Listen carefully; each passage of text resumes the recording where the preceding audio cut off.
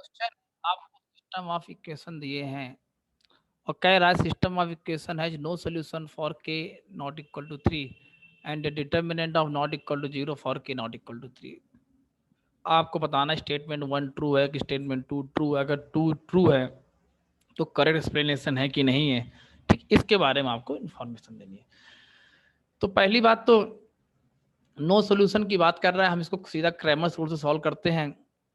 देखिए इसमें क्या करते हैं, कोफिशिएंट्स की डिटर्मिनेंट बनाते हैं। तो देखो बेटा, अगर उसने साफ साफ बोल रखा है इसके नो सॉल्यूशन की बात कर रहा है, तो ये जो डिटर्मिनेंट बनती है ना डी वाली, ये तो 100% जीरो बननी है, इसके बारे में कोई सोचना ही नहीं हमें।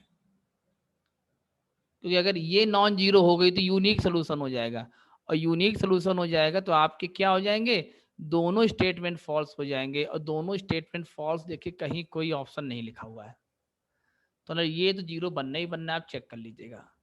अब जरा D1 देखते हैं। D1 को कुछ लोग DX भी लिखते हैं और D1 भी लिखते हैं। D1 आपका क्या बनेगा।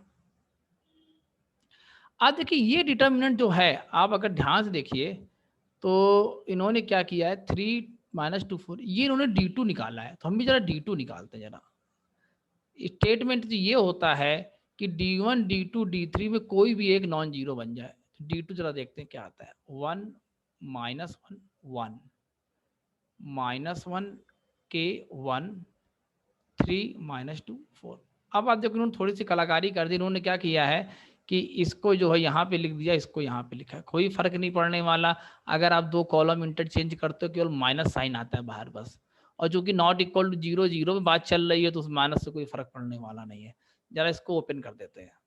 तो 1 times 4k + 2 + 1 times -4 + 2 + 3 times -1 - k। जरा चेक करते हैं वैल्यू क्या आती है। 4k + 2 -2 -3 -3k, तो 2 से 2 कैंसिल, ये बन जाएगा k -3।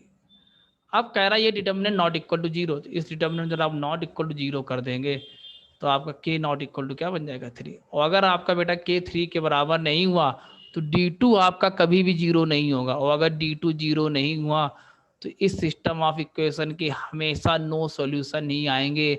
हमें D1 और D3 को चेक करने की कोई रिक्वायरमेंट नहीं है, क्योंकि वो रूल कहता है कि अगर कोई भी एक डिटर्मिनेंट, कोई D1 D2 D3 में कोई भी एक नॉन जीरो हो गई और अगर आपका D जीरो है तो आंसर हमेशा आपका कैसा आएगा, नो सॉल्यूशन ही आएगा।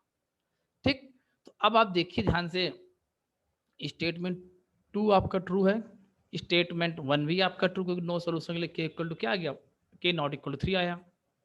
अब देखिए 2 की हेल्प से हमने 1 को प्रूफ कर दिया। 2 की हेल्प से हमने 1 को क्या कर दिया, एक्सप्लेन कर दिया। अगर 2 की हेल्प से 1 को आप एक्सप्लेन कर रहे हैं तो 2 is correct explanation for statement 1। तो इसका जो ए पार्ट आपका सही हो जाएगा। तो इस क्वेश्चन का आपका आंसर ए पार्ट आएगा।